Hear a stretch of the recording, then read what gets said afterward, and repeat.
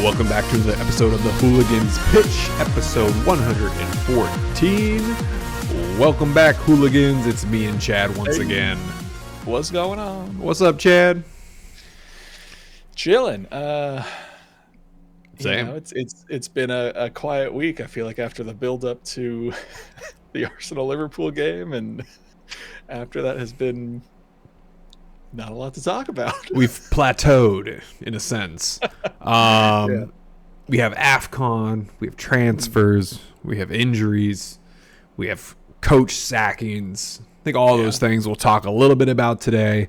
Yes, we did have a peak of Liverpool and Arsenal that ended in what I think in some ways good for Liverpool, bad for Arsenal, but also not the worst for the two of us together. It could have gone many different ways. There were some minor controversies, I'll call them, in that game that we can talk about a little bit. But for the most part, I think both teams walk away with a draw, and they're fine with it, right? They're fine. I think in Liverpool's case, the injuries that came out of that game are a bit more devastating than, honestly, the point. And that's where the transfer window is now wide open, and now I think Liverpool needs to make some moves. So I'm curious what's looming in our future. I think first thing we talk about is the news that dropped today, if you're okay with it. Just talking about Xabi Alonso getting canned by Real Madrid after 6 months. Yeah. That's wild. Wild. Why?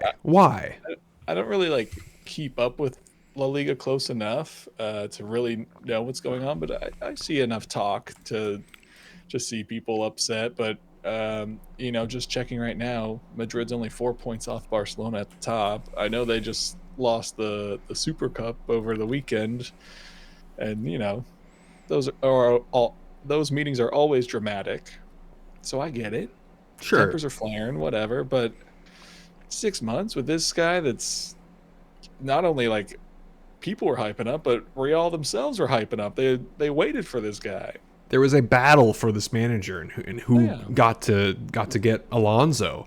I did see some, I don't want to call them rumors because it was truth. I mean, Alonso said it himself. He wanted a creative midfielder who could get the ball and set up all these amazing attackers they have, right?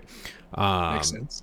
Yeah, it clearly makes sense. And the board of directors essentially told him that's not what you're going to get. You're going to get what we have here with this core of Vinny, Mbappe, Bellingham, and then younger pieces that are, coming up. And, when Alonso had this system at Bayern Leverkusen that was so centralized around Wirtz, who was such a creative player and could do so much with the ball, not taking anything away with those players that they have now who can finish, but they needed someone in the midfield clearly, and that's what they're lacking now. Even though they're in second place right now and doing fine in the Champions League, that was the missing piece that Alonso wanted. So there was right from the start there was already conflict. Okay, now for it to only go on for 6 months, and then arguably a year ago he was the coach everyone wanted, and now a hot new manager that every team was like, how do we get him here? Old and busted, new fire. Everyone wanted the new fire, and now he's on the market, which teams right now are going, okay, what do we got to do here? And I saw a great comment today. These aren't my words. I'm not slot out. I'm not. But I'm Xabi in. You know what I mean? Yeah. I think that's a lot of teams are in that position right now. I know there's teams with vacancies, but a lot of teams have kind of could find a reason to have a reason to get Xabi in, right? I saw the Spurs subreddit was kind of in the same boat. They've been kind of leaning towards getting rid of Frank as a fan base for a while now, more so than Liverpool fans against Slot, but same sort of thing. It's a team that's I'd say in Tottenham's case, it's struggling. In Liverpool's case, it's just maybe not hitting the same heights that they would have wanted. But again, you've seen what Xabi can do with Leverkusen, even with Madrid. Making things work, even though he doesn't really have the key piece. Like, I don't know. It's a interesting spot for a lot of teams to be in. If this was 2 months ago when Liverpool's on that epic losing streak and Alonso's there, I think Slot loses his job, right? I think so.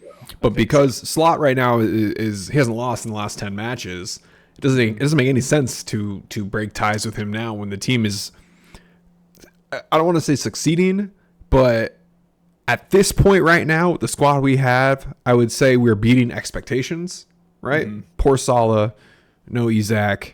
The list goes on of who's injured and how the rotation of our team has been. We're fine, right? We're fine.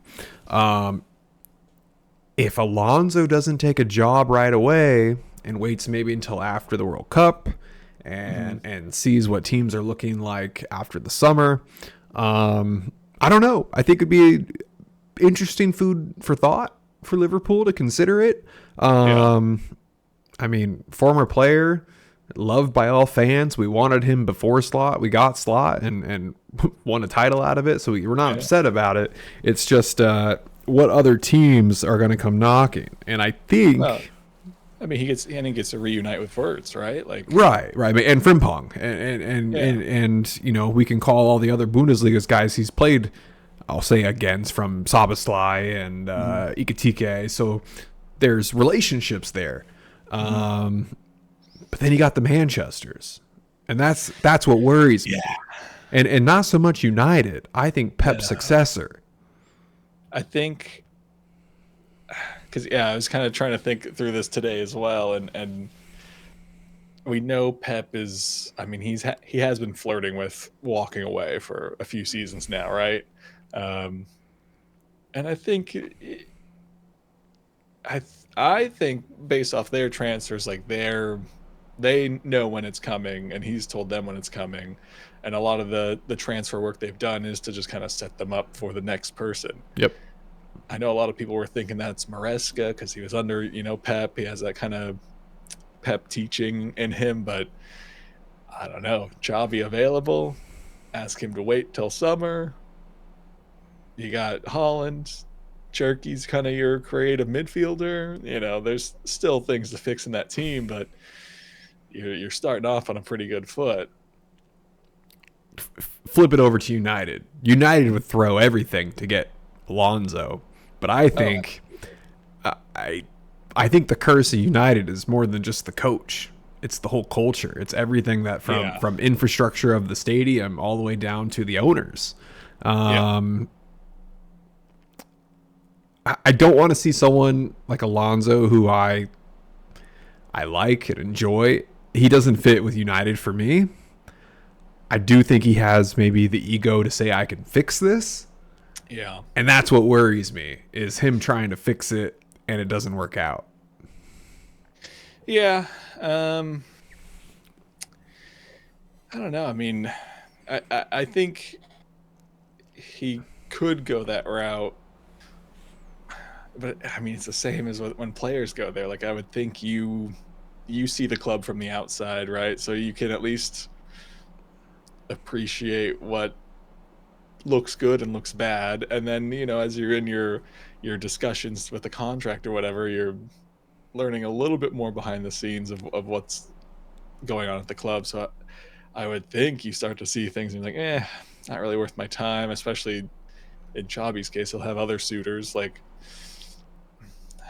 I hope he doesn't go that way. I don't want him to go at either one, really. But I think it's like, if he wants the United challenge, I would hope United is smart enough to give him the same time they gave Amorim.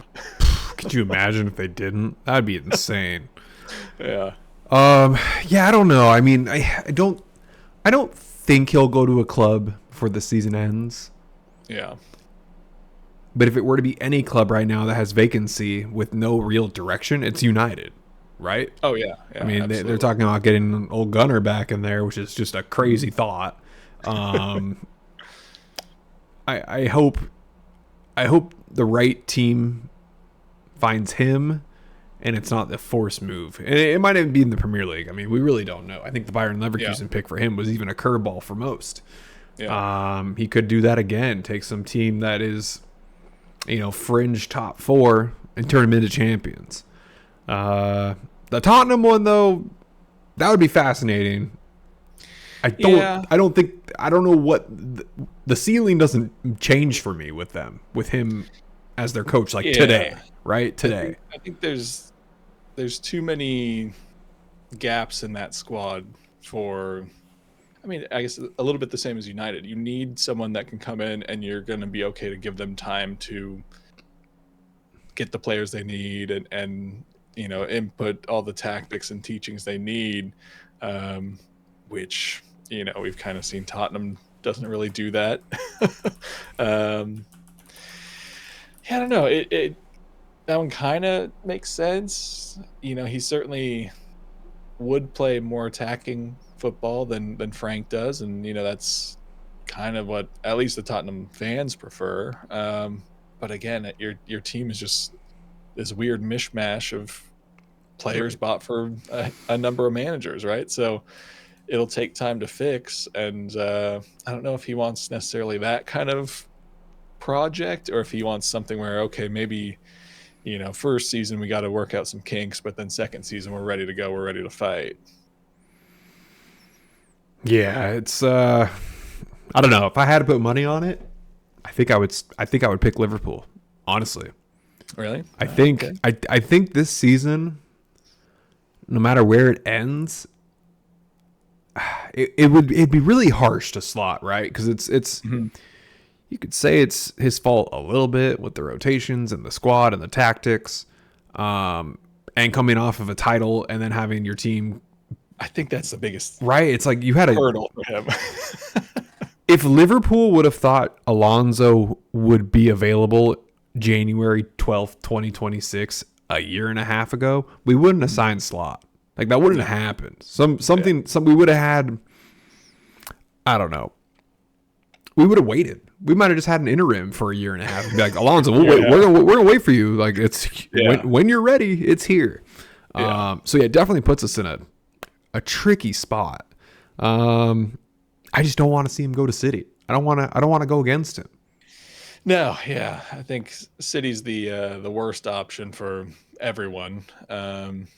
Whoever steps into City next is already going to be gifted a mostly very good squad, but then also has basically unlimited funds to right make the squad they want, right? So they're always going to be an issue. So I need them to at least struggle with their next manager pick or something, and go through a phase of, call it a rebuild or just the wrong signing or something. But I think with Xabi in there, that wouldn't happen. It would just be like, all right, pick up where we left off. We look a little bit different than Pep City, but we're still cruising. Do you think, it's kind of a crazy hot take, I don't want to say it out loud, but I'm gonna, if Arsenal don't win the title this year, Arteta gets the sack, you okay with Alonso possibly coming in there and taking the reins? I mean, I wouldn't turn down Xabi. Do you think it's a possibility? I don't know. I'm gonna be real with you. I think this is it. I think this is it. I mean, it very well could be. Like, a lot of the signings were we're winning it here and now kind of vibe. So I don't know if that's informed by Arteta knowing this is his last chance. But I mean, yeah, it has been, I think, 6 years since he's been there. So, in that time, if you only count trophies, it's, the FA Cup, that was his first year or something. So, it's been a long time, but I think for Arsenal fans and maybe even fans outside of Arsenal, if they want to admit it, you can see that Arteta brought a lot of change to the culture and club, and like kind of changed the direction of the club a little bit. Like even at the later years of Arsene Wenger, it was stable for the most part, but not trending upward. And then you know, Emery came in and again kind of the same, like stable, but like no real growth or upside. And then here comes Arteta and like kind of institutes a lot of things and brought this like energy, I guess, into the club to push them forward and have them fighting at the top of the table again. And for the most part, he's done that. But yeah, obviously no other trophies to speak of at this point. So I think it could be this season, or maybe it's maybe this or next season would be your like limit, right? Because the club's in a much better spot. The squad is perfectly built now, great depth. Striker questions, I guess, maybe remain, but it's in a position where I think you could move on a manager and bring someone else in and it not be a total shift and like total collapse. Sure, no, he built up a solid culture and had a lot of youth when he started, right? And now all those players are entering their prime, and that prime is going to last the next 3 to 4 years. It's hate to take it away from someone who's built it up after the 6 years of being there, right? But it's if he doesn't win it this year, that's 3 years in a row of second place. And I think we could all argue that this is the best team they've had easily in the last full 7 years that he's been there. So it's just, it's tough. Does Alonso coming in reset everything? Not entirely, right? It definitely will shift the focus and the tactics quite a bit, but So I mean, so Arteta's current contract goes through 2027. So okay, you could maybe wait it out, but obviously Alonso's gone by then. He's at Liverpool or wherever he might be, right? So maybe you wait it out, or because like they say in the transfer market, they look for market opportunities. It might be time for the club to look for that same thing, but in the managerial market. Now you think now? No, not now. Oh but I man, think, like come summer, if there are no trophies at the end of the season, I think it just really depends what the club prioritizes. Because you could argue you're still successful, right? Without trophies. Trophies are kind of a showpiece more than anything. Define success, right? Yeah, like there's money attached to it, but I think there's also just so much money in football, especially the Premier League, that like as long as we're up at the top, we're still selling shirts. We still got Saka, still got Odegaard, Saliba, all these big names. Trophies will be nice, but as long as we're up at the top, fighting, performing, that might be good enough for the board to overlook the trophy cabinet. But the fans. Will the fans allow it? That's the question mark, right? Yeah. Is what is the patience level of the fans? And I mean, they've given it as a whole, right? Arteta is pretty much loved by most Arsenal fans. It's at what point does that break, right? At what year of coming in second or third or fourth does it finally be like, okay, we need something to change because we're not getting over that hump that City and Liverpool have done. Because I'd say he's bought himself a lot of time just by being able to get Arsenal to this spot, right? A lot of fans will, like me, myself included, the past few seasons finishing second, they sting, but like I'd much rather be in that situation than where we were before Arteta came in. Not only just table position, but just how the team is performing and the guys that are on the team, like it just feels much better than it was. So that alone, I think, has bought him a lot of time. Sure. But yeah, I think at a certain point, and I'm sure even now, there's a good chunk of fans that maybe don't say Arteta out, but are at least, have it on their mind of like, if there's no trophy return here, then it's time to move on, which it's a fair argument. It's been 6 years, longer than a lot of teams give a manager these days. For sure. So. Yeah. I think at this point, he is the second longest tenured in the Premier League under Pep. No one off the top of my head is. Eddie Howe has been at Castle for a minute. Fabio Silva at Fulham, but I don't think as long as Arteta started in 2019, 2020. Fascinating. But that's all speculation. That's all stuff we are literally making up off the door. I haven't even seen rumors yet of where Alonso is thinking. I'm happy with Arteta. I'm good. You sure? Okay. Yeah. Hey, I'm good too. Yeah. Weak. Yeah. All right. That was a good chunk of 20 minutes on Alonso there. Fascinating stuff. I mean, I just hope we get to see him in the Premier League. Me too. He should be there. There's a lot of competition right now. Like, obviously, it's been Arsenal, City, Liverpool kind of duking it out at the top, but now Aston Villa's kind of coming into their own. I'll say Chelsea and United are a question mark at this point, but like they will want to be back up there, so they'll be pushing. But then you even have the Brentford surprises and Sunderland, and like all the way, at least the top half of the table, I'd say is like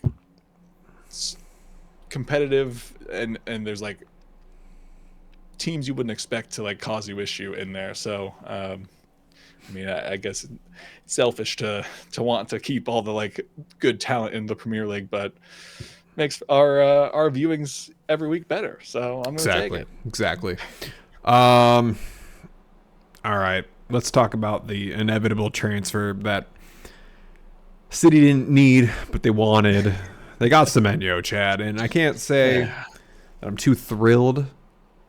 The only pro out of it is I don't think they needed him. I don't think he solves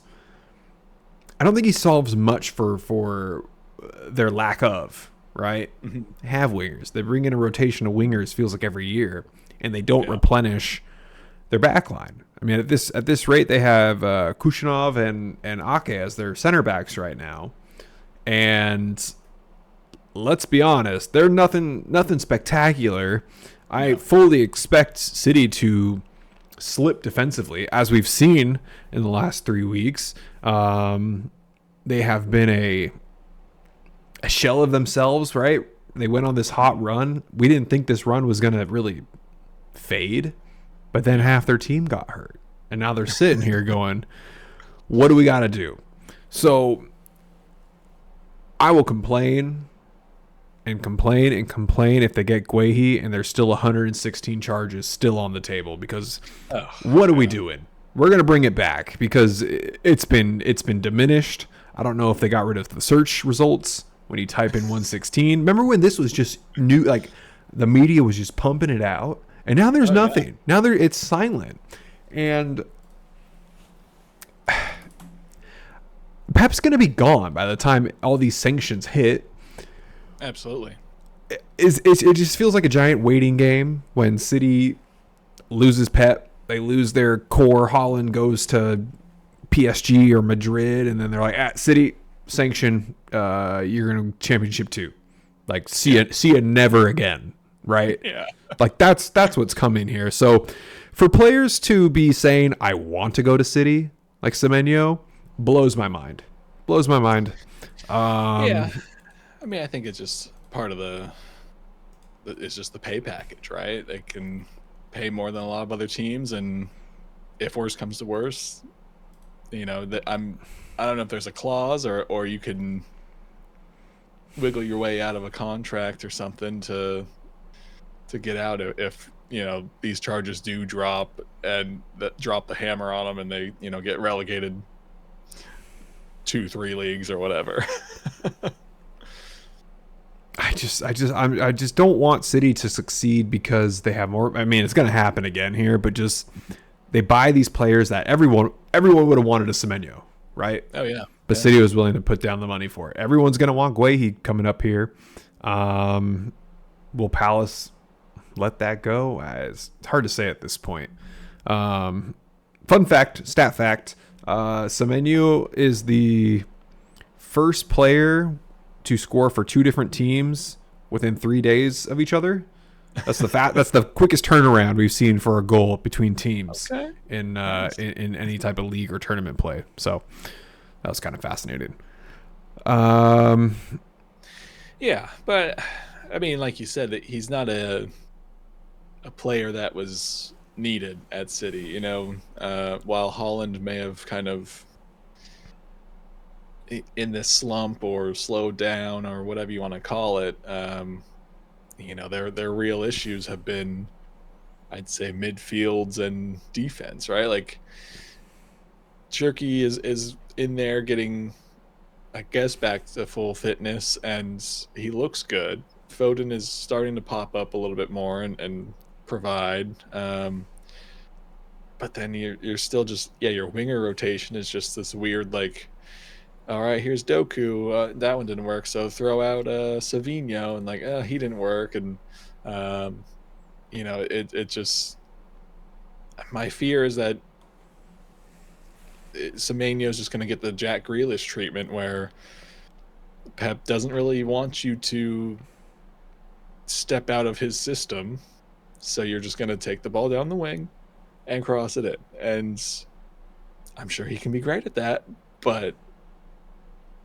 There's so many players that have like a creative spark in them, like Semenyo, like Grealish, where you want to see that just as a viewer, right? Like even if it's City, it is exciting to see a player do something crazy and like dribble through five guys like Messi did, or, you know, hit the banger or whatever. But I just don't think Pep has ever wanted that from anyone unless it was Messi, and he knew he could count on Messi to like succeed probably 95% of the time. So that's why it kind of confuses me why Semenyo wanted to go to City, because he sees the wingers that have been brought there, and how their careers, I would say, their careers didn't exceed, right? They won trophies, they won Champions League, sure, but did they get better?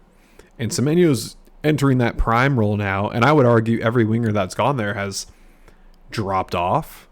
And now you see Grealish at Everton performing, you know, not as explosive as he was at Aston Villa, but definitely has the flair still, right? Definitely can still dribble and produce.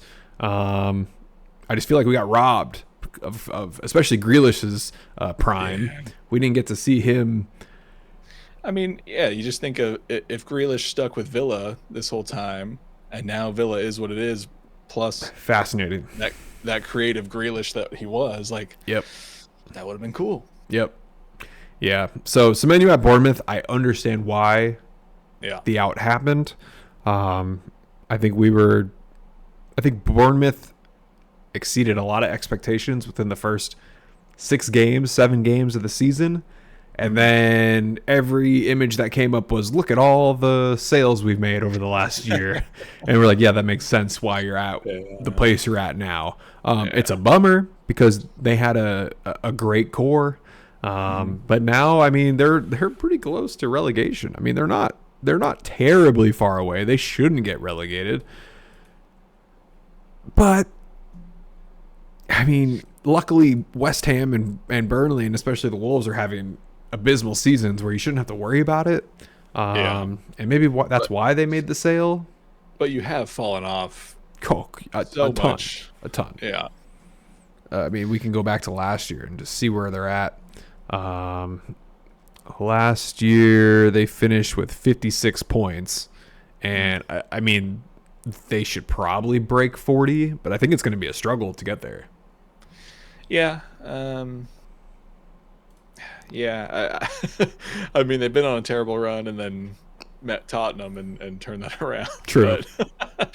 But beyond that, it has just been what was a hot start just kind of fizzled out. And yeah, you already lost your whole back line and keeper, and now lost your star player, I guess. So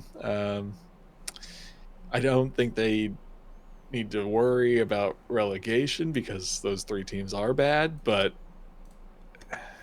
you don't want to finish 17th either. So they got to find something here to just kind of keep the ship stable. And I don't know, maybe they had plans of, we sell Semenyo, but we got our eye on so and so to bring in this winter to keep us up. I don't know, but yeah, it'll be interesting to see how they kind of move forward now, and hopefully there is a good plan to move forward. It better be.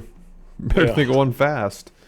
And then the other major transfer was the Brennan Johnson one. That was surprising. Yeah, I was. I think surprising is the word for it. Like, I didn't think he lit it up at Tottenham, but I didn't think he was that bad either. Especially considering they, have had some goal scoring issues so far this season. So right. Drop us forward is a weird move, but especially after getting Kudus, are we losing him for a couple months at this point? I think is what it is. Well, they sold him like right before that. Oh, it was right before it happened. Okay. Yeah. Okay. So, but still, that was okay. Kudus kind of took Johnson's starting spot, but you still need cover. You don't have Kulusevski back. Solanke is the same, like, mystery long injury, never coming back. Right. And you're still down Madison. I think maybe you try some different formations up top. Like, you need goals, you need creativity. It can't all rely on Xabi Simons. There's a player in there, but it's a lot to take on, especially your first season at a club in a new league, to come in and try and be that creative force for a team. I don't think Thomas Frank is going to make it. No, it's not looking good. I mean, this team is going to see a run of a couple tough games. They finished 17th last year. They're on pace to be around that again this year. We call this team a Big Six team strictly because of finances at this point, but yeah, someone's going to break. They can't be in that forever. Someone is going to get into a top 6 spot financially eventually. I'd argue Villa's probably right there. Sure. They spend some good money too, and now their performances are kind of backing it up, even with their slow start to this season. Yep. But they're, I don't know financially how far off they are. I'd assume they're somewhat even. They feel like they're kind of right around that same level. But I mean, yeah, you can't be part of the Big Six and consistently falling down the table and not participating as a Big Six team. I think if Tottenham fails to win a game in January, it's time.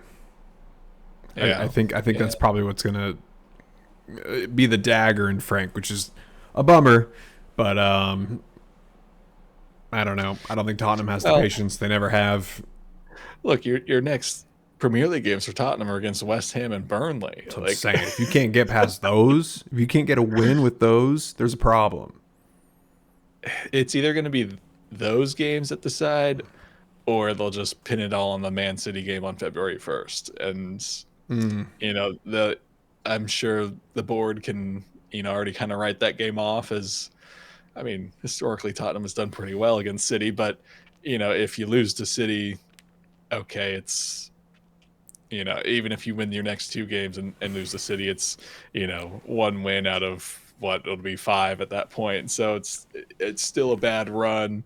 You're still not really progressing. Yes, you have a lot of injuries, but See, Xabi's available. I'm going to zag a little bit there. I think if they don't get a win against West Ham or Burnley, they axe him before the City game because whoever comes in next, no expectations, right? But with the team they have now going into the City game, the expectation is you're going to probably get your ass kicked. Mm-hmm. And Tottenham surprises us against City. I don't think this is the same Tottenham that will surprise us again, especially with the squad. I hope it is. I hope it is, but I don't think it will be. I don't. It's gonna be tough. It's gonna be tough. And then Chelsea with their new coach. Don't know much about him, but I'm interested. I want to buy into it. I want to see what he has to offer. I know he's been very positive. I know he's been. I think different from Maresca in terms of praising the team. Maresca was always, I don't want to say he never put the team down, but definitely didn't say like the best things, at least to the media, right? Locker room could be different, but yeah, I think Maresca just, I'm sure they gave him PR training, but he needed someone with him at all times of like, can I say this? And, right. They can fix it right then and there. Cause I think he's just very straightforward and blunt. Yep. Which is a fine quality to have, but to the media about your young team, who need confidence. They need confidence, right? And that's not what Maresca gave them, at least to the public media. I think Rosier, is that how you say his name? Rosinier? So. Yeah, I think he's going to be fantastic with the media. I think he's saying all the right things right now. He's not going to change much at the squad. He's going to come in there, basically give spotlights to players at different times to make sure, I guess the focus is on them. And again, I hope Chelsea gets almost like a new breath of fresh air now, right? Because Maresca the pressure with Maresca and them was $1 billion team, get it done quick. Okay, that failed. Let's take a different approach here. Let's be a little bit more patient. Let's let someone who is not necessarily homegrown, but close enough, right? Yeah. Understands the culture of the Premier League. Let's let him adapt, and hopefully they can have the patience here and not go full. Yeah. I think that's a big thing. Right. I hope. For Chelsea's sake, I hope. Because, I mean, you can... Like, I don't know enough about him to really have an opinion, but just from, like, the small amount of research I did, like, he won some good games with Strasbourg, but they were not really performing all that well. So I hope Chelsea just sees...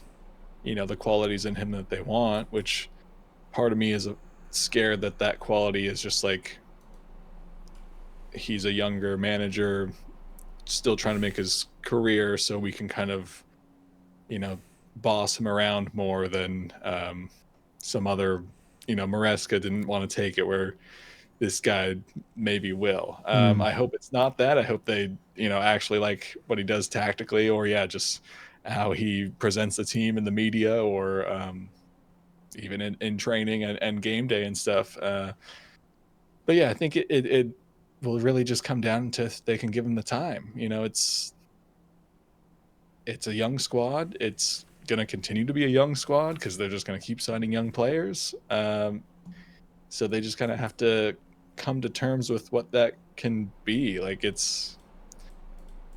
are you going to let this squad build and grow together with the manager, or if a manager can't come in and get these guys to win next season, and okay, is that it? You write them off and move on to the next guy? I don't know. It's not good for the future if they do it that way. No, absolutely not. That's my 2 cents. Yeah. All right. You want to backtrack a little bit to the games from the midweek, and we can kind of pick through them and talk about what was interesting. Let's just start with our game. Liverpool Arsenal 0-0.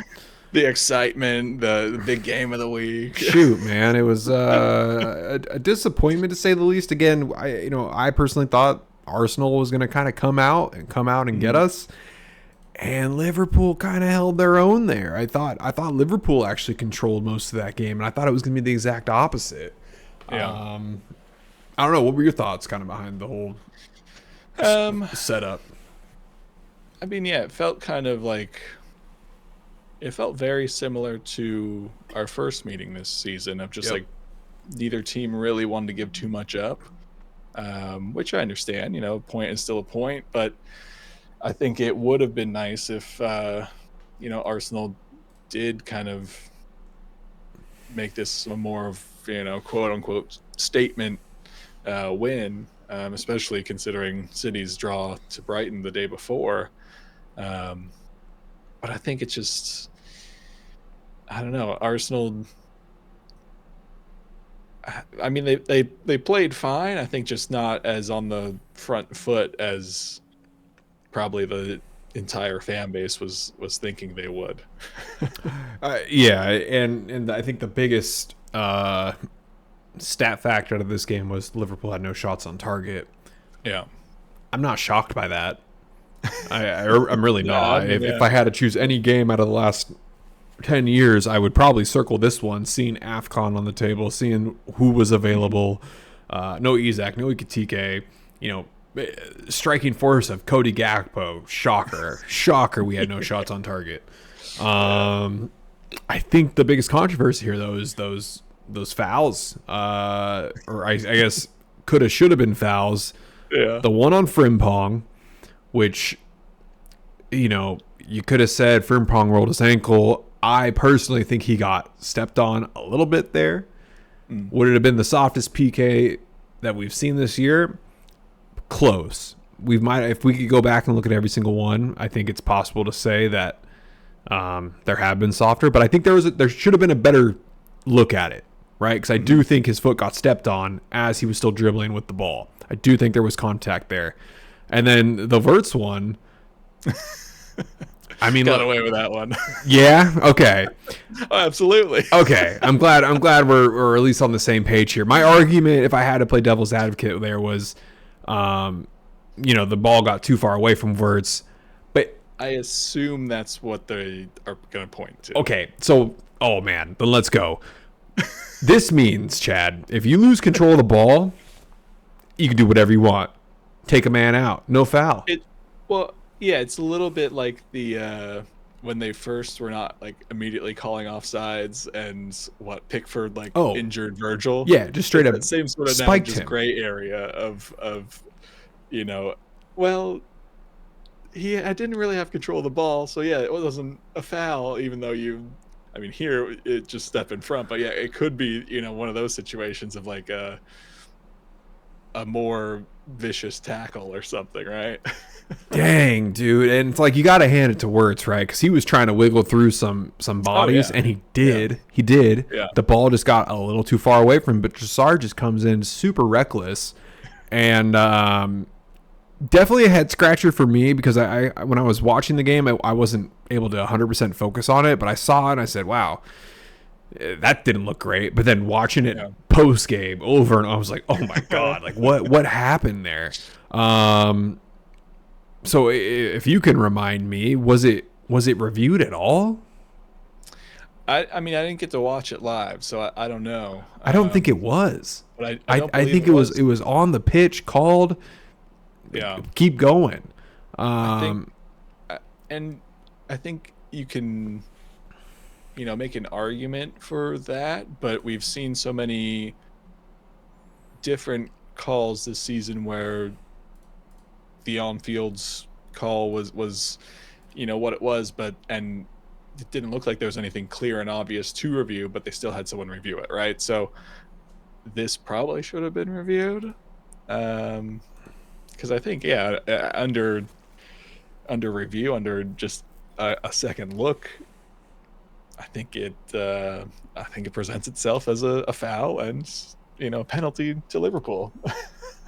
Crazy times. Yeah, I mean, outside of those two things, that was pretty much the Yeah, the lone excitement there. I mean, it sucks Connor Bradley got hurt. Martinelli with the unfortunate shove on him and the ball drop. You know, if we were to hyper focus on every single game, that happens so much, right?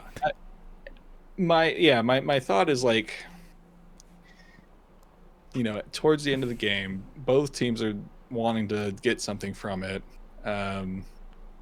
I don't think Martinelli necessarily sees how he falls. Mm.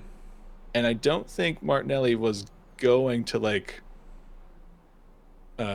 push him, but Bradley does make this little scoot. So then I think Martinelli interprets that as like, oh, you're just getting back on the pitch to waste time. Well, sure, he's done it. He knows exactly what, because he's done it before. I mean, he knows exactly what he's doing. All that said, I think players probably know when another player is like actually injured and not just holding their leg, wasting time. Granted, he didn't maybe see how he fell, but I think you just based off reaction, a player will know when another player is like actually hurt, right? So yeah, it's so just not a great. It was lack of judgment, if anything, from Martinelli. I understand, because post game he sent Bradley a public apology. It was out of character because we've never really seen him do anything malicious. I mean, Martinelli's not really a malicious player, right? That's kind of the last thing we think about when we see a player like him. It was just I think he was trying to be focused on what needed to come next, and unfortunately that's what happened. It was fired up, emotional at the end of the game, then it just a little misjudgment or loss of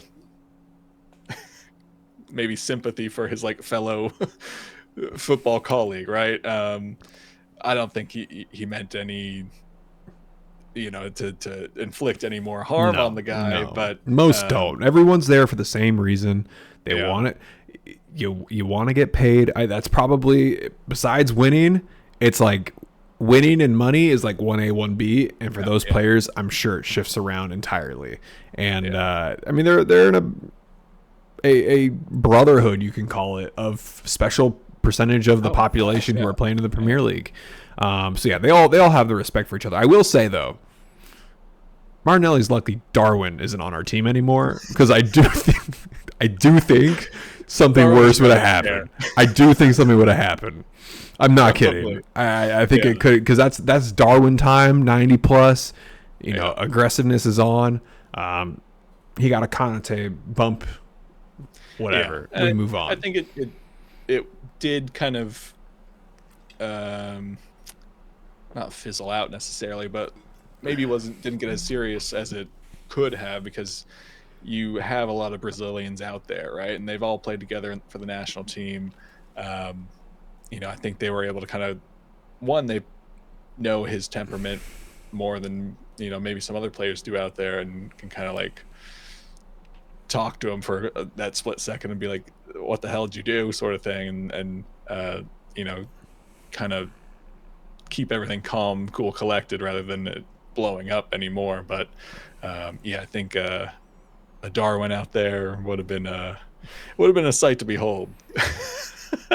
I think he's rushing the field if he's not already on the field, and I saw that from the Liverpool subreddit. It was like, if Darwin was playing, it was him when he was like sprinting out from like the bleachers. He like jumped over like the front row of the bleachers and just started sprinting. I don't know if it was a good sprint or a bad sprint from the video they showed, but I was like, I could see that happening.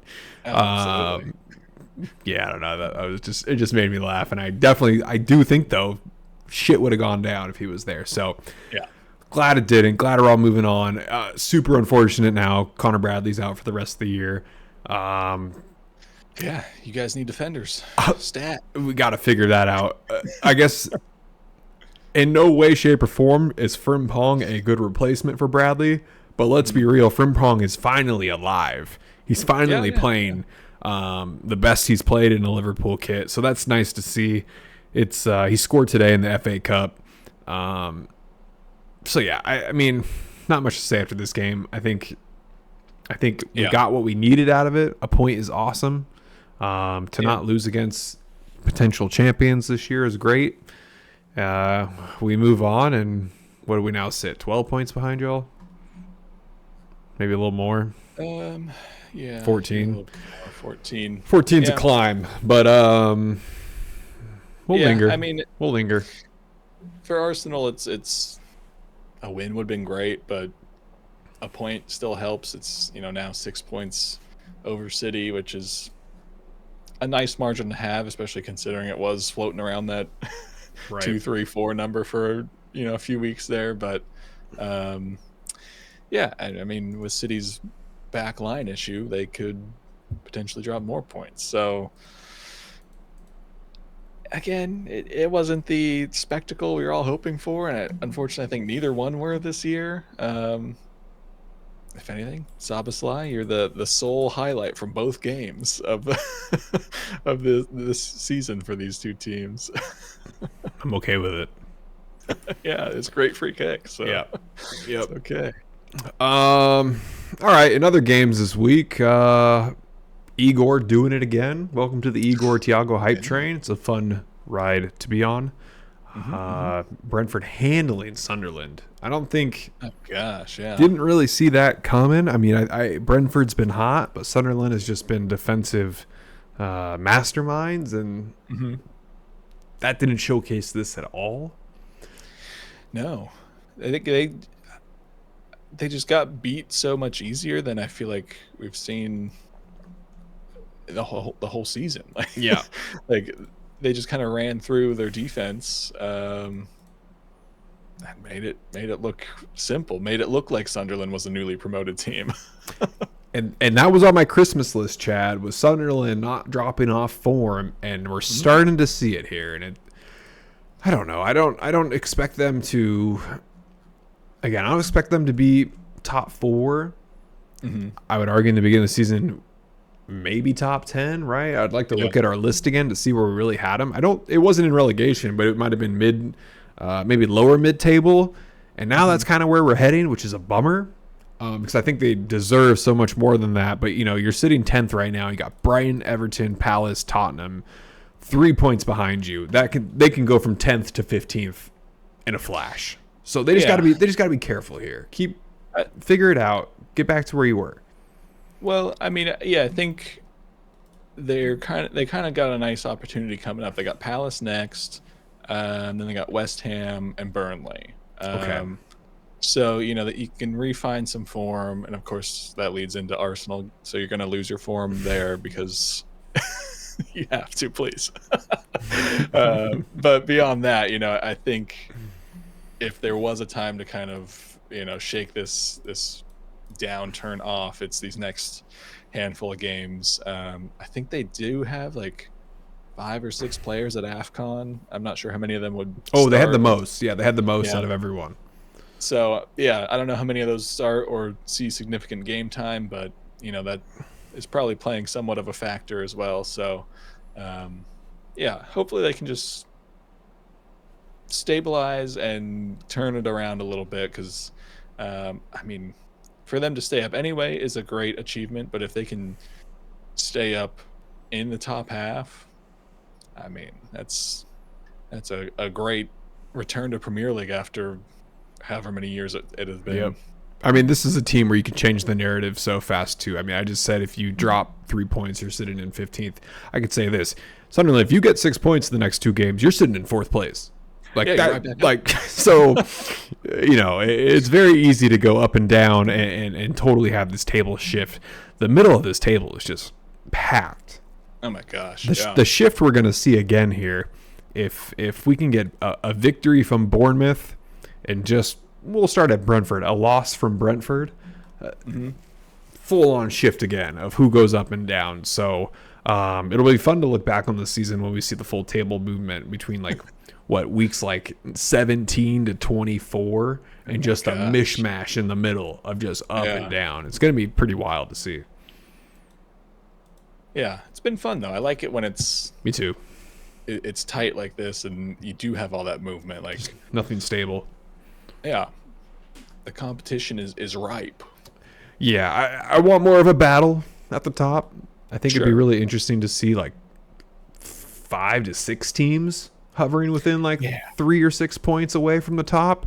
I don't know when's the last time that's happened, just because of how dominant really City, Arsenal, and Liverpool have been in the last like 8 years. But maybe someday we can get back to that and Hopefully. figure that out. Other than those games, I mean, Semenyo, we talked about getting the winner against Tottenham. I guess Brighton getting another draw against City. Not taking credit away from them, but like we see this drop off happening from City now because the players were losing. Chelsea getting another red, shocker. Oh, that's Dumb red. dumb. Yeah. I mean, the stat now is Chelsea have gotten a red card 1 in every 4 games. Yeah, that's crazy. I mean, you can't imagine you're gonna end up in a nice position in the table at the end of the season with such a record of red cards. Like, it's not only causing extra minutes and stress on your other teammates, but you're giving up goals because of that, right? Like, it's and especially this one, like Kukurea running with the guy. You trust your keeper there. It's if you give up a goal, that sucks, but at least you still have 11 guys out there to try and get a goal back and not have your whole team be down because of you. Yep. And that was 22 minutes in. What are you doing? Yeah, I mean, breakaways happen.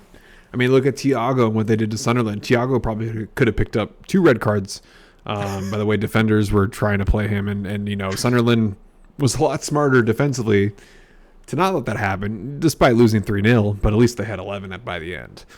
Yeah. The Wolves getting another point. That's what I'm saying. They're On just my racking radar. up the form. On my radar. January 24th, taking down City. God, could Christmas you imagine? list, check. Oh, man. I mean, 14 points away from Forest. There's no way. But again, make a movie if they do. Right? Yeah, I mean, with this form, they'll make it. that's the thing. 14 points is a lot, but I mean, you look at what Forest has been, and they haven't been great. And Wolves haven't been great either, but they're improving. The Wolves have gotten just as many points as Burnley, West Ham, and Forest in the last 3 weeks. So, like, if you get 5 points every 3 games and all those other teams are getting 1, you'll make up ground. Don't rule them out. Quote me. Episode 114. We're coming back for this by the end of the season if the Wolves make it out. If they make it out, that's just that's probably going to be your best story of the season. Like, Sunderland is a great story.